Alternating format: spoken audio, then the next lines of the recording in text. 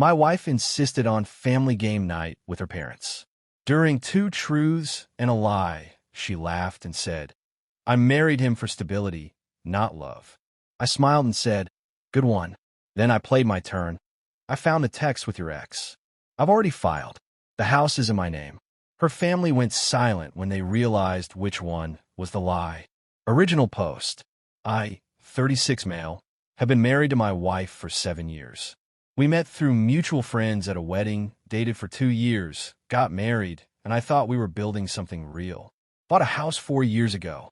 No kids, which in hindsight, thank God. Her parents have always been involved. Weekly dinners at their place. Monthly family game nights that I've endured because that's what you do when you love someone. You tolerate their family's weird traditions. 3 weeks ago, my wife insisted we host game night at our place for the first time. Made a whole thing about it. It'll be fun. We never host. I should have known something was off. She'd been distant for months. Coming home late. Phone always face down. The classic signs I ignored because I'm apparently an idiot. But I wasn't completely oblivious. About 6 weeks before game night, I noticed she'd been texting someone constantly. One night, she fell asleep on the couch, phone in her hand. I wasn't planning to snoop, but then I saw the preview notification. A message from her ex-boyfriend. The one she dated for 4 years before me.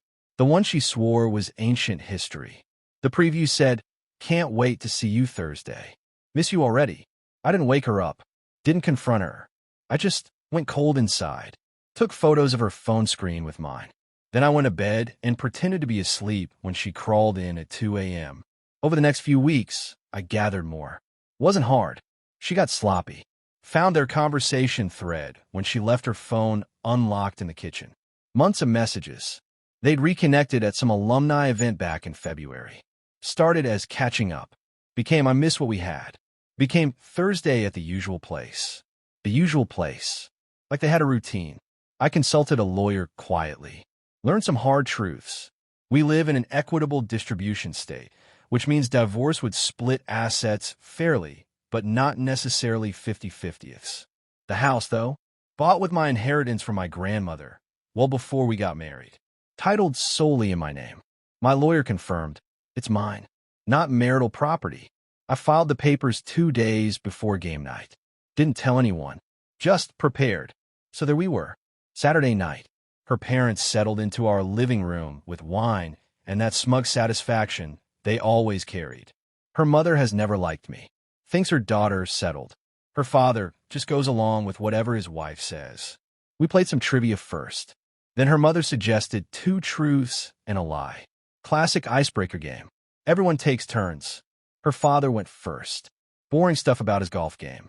Her mother said something about visiting Europe, and everyone pretended to be impressed. Then my wife's turn. She got this look on her face. This little smirk. Like she was about to say something clever. "Okay," she said, sipping her wine. 1. I've always wanted to live by the ocean. 2. I married him. She gestured at me with her glass. For stability, not love. 3. I once ate an entire pizza by myself. Her mother laughed. Her father chuckled uncomfortably. My wife looked directly at me, waiting for a reaction. And here's the thing. She expected me to get upset, to make a scene, to prove to her parents that I was the problem. Instead, I smiled. Took a sip of my beer. "Good one, babe." Really selling the delivery. She blinked, confused I didn't take the bait. "Your turn," her mother said to me, still smirking like she was in on some joke. I set down my beer, looked at all 3 of them. "All right, here are mine." 1. I found the text messages between my wife and her ex-boyfriend. 2.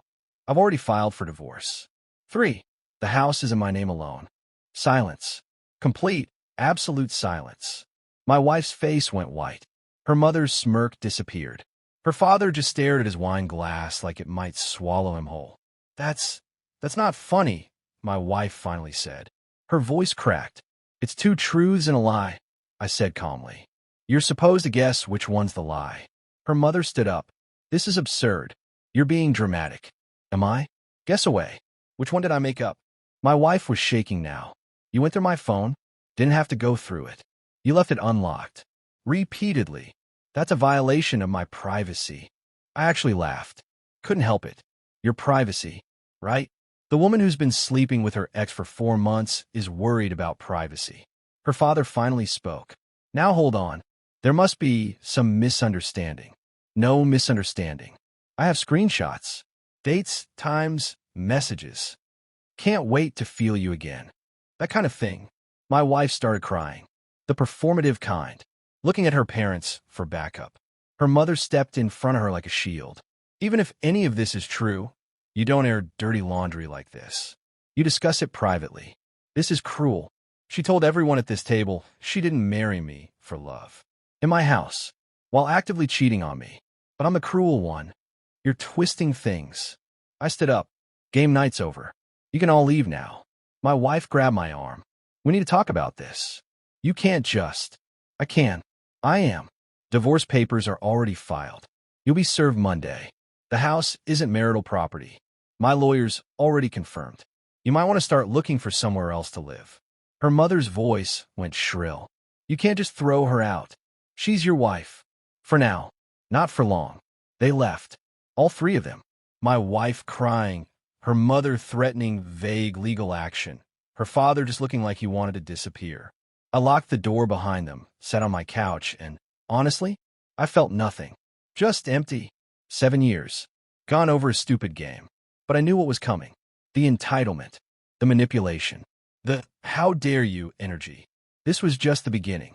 Update 1 week later. Okay, so things escalated. Predictably. First, the serving of papers. My wife apparently thought I was bluffing until the process server showed up at her parents' house Monday morning. She'd been staying there since game night, which I figured. The papers laid it all out. Grounds for divorce, adultery.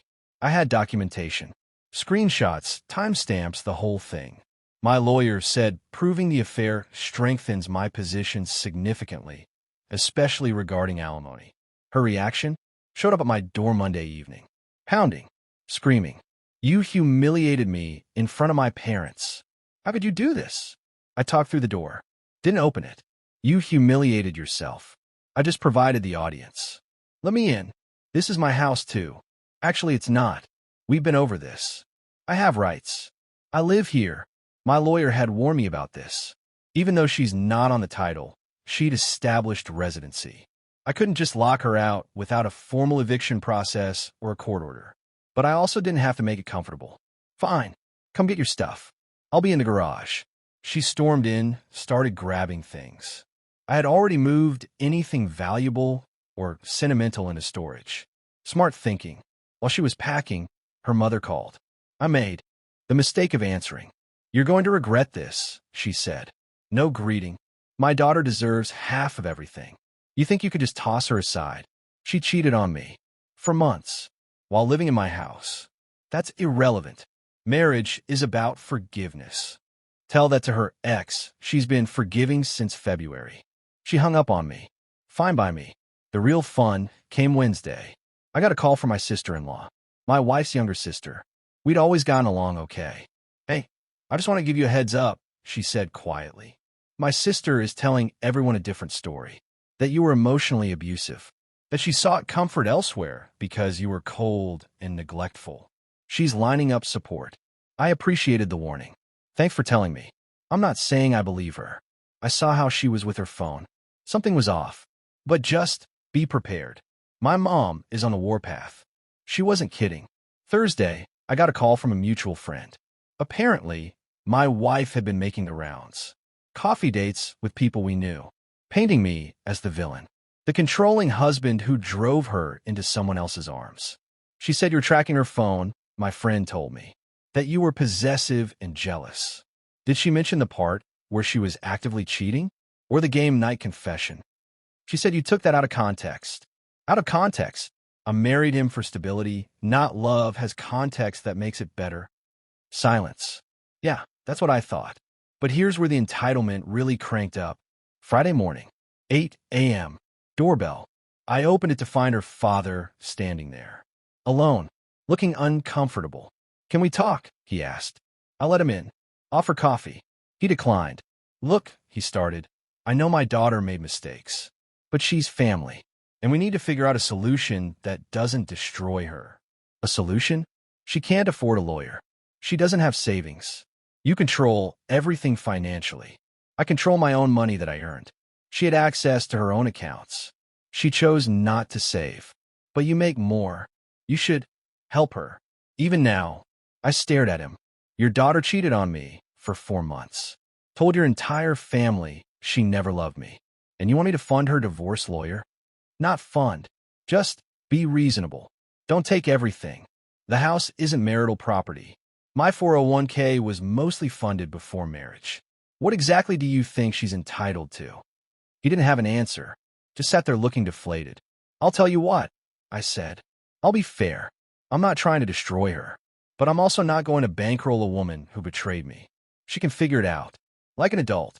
He left without another word. That weekend, the real dirty trick started. Sunday night, I got a call from my bank. Someone had tried to access my accounts online using my information. Failed the security questions. The bank flagged it as suspicious activity. Reset my passwords. Set up additional verification. I knew who it was. She knew enough about me to try. Then came the neighbors. My wife had apparently been talking to them too, asking if they'd seen anything concerning at the house. Trying to build some kind of case. About what, I don't know. But 2 different neighbors gave me heads up that she'd been asking weird questions. She asked if you ever had women over, one neighbor told me. I said I never saw anything like that. She seemed disappointed, building a counter-narrative, trying to make me look bad. But I had the receipts. Literally. Hotel charges on our credit card statement. Restaurants in parts of town she'd never gone to before. A paper trail she'd been too careless to hide. My lawyer told me to stay calm. Document everything. Don't engage emotionally. Easier said than done. Update 2, 3 weeks later. Divorce proceedings officially started. First mediation session was a disaster. My wife showed up with her mother. Not her lawyer. She'd apparently retained someone cheap who didn't even show. Her mother sat in the waiting room glaring at me like I'd murdered someone. The mediator explained the process. Division of assets. Potential spousal support. Debt allocation. My wife's opening position. She wanted half the house value. Half my retirement. Alimony for 5 years. My lawyer almost laughed. The house is separate property. Inheritance. Not marital. We have documentation. Her lawyer, over the phone, apparently too busy to show up in person, argued that she'd contributed to the home through domestic labor and emotional support. Emotional support, I repeated, while cheating on me. The mediator asked her to respond. I made a mistake, she said quietly. But that doesn't mean I don't deserve to be treated fairly. You told your entire family you never loved me. I was joking. Your affair wasn't a joke. Things deteriorated from there. Mediation failed. We were headed to court. My lawyer warned me. Judges in our state tend to award some spousal support regardless of fault, especially in longer marriages. 7 years isn't short. And she'd been out of the workforce for 3 years. Out of the workforce by choice, I pointed out. She quit her job because she didn't want to work. Doesn't matter legally. She's positioned as the lower-earning spouse. So I prepared for the worst. Accepted I'd probably have to pay something. That's just reality. But her entitlement kept growing. Her mother started a letter-writing campaign. Sent letters to my employer claiming I was unstable and going through a breakdown. My HR department forwarded them to me with a heads-up, this is weird email. They didn't take it seriously, thankfully. But the audacity. Then my wife tried a different angle. Showed up at the house one evening with a police officer. I need to get some things, she said. And I want a witness that he doesn't interfere. The cop looked bored. Clearly had better things to do. She can get her belongings, I said. I've never stopped her. She spent 2 hours going through closets, drawers, the garage. Looking for something. I don't know what. She left with 3 boxes and a lot of frustration. The cop, on his way out, quietly said, divorce stuff. Always messy. Good luck, man. Yeah, thanks.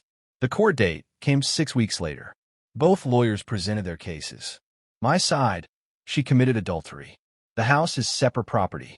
My retirement was mostly accumulated before marriage. She voluntarily left the workforce. I'm willing to pay limited, short-term support as she transitions. Her side, the marriage breakdown was mutual. She suffered emotional neglect. She deserves equitable distribution and long-term support. The judge asked her directly, "Did you engage in a romantic relationship with another man during your marriage?" She hesitated. Her lawyer nudged her. "Yes. And you told your husband you married him for stability, not love?" "It was a game. I was joking. But you did say it." "Yes." The judge took everything under advisement, scheduled a ruling for 2 weeks later. Those 2 weeks were the worst. The waiting, the not knowing. My wife's family went quiet. No more letters. No more ambushes. I think they realized the legal situation wasn't going their way. Then the ruling came. The house, confirmed as separate property. She had no claim. Retirement. I had to split the portion accumulated during marriage. About 15% of the total. Hurt, but manageable. Spousal support, 12 months, not 5 years. The judge specifically cited the adultery as a factor in limiting duration. She got the car we'd bought together, her personal belongings, and that was it. I remember her face when the judge read the decision. Shock, then anger, then this look of absolute entitlement, like the system had failed her. Her mother started crying in the gallery. Her father just stared at the floor. Outside the courthouse, her mother cornered me. "This isn't over. She'll appeal. You'll see. She can try. But adultery's adultery. And judges don't love liars." My wife just stood there. Didn't say anything. Looked smaller somehow. I walked to my car alone. Got in. Sat there for maybe 10 minutes. 7 years. Ended with a judge's signature and a limited alimony order. Not the life I planned. Final update. 2 months later. Divorce finalized last week. Signed the papers. Got my copy. It's sitting in a drawer now. The aftermath has been quiet. In a good way. My wife moved in with her ex. Yeah, the guy she'd been cheating with. They're apparently making it official now.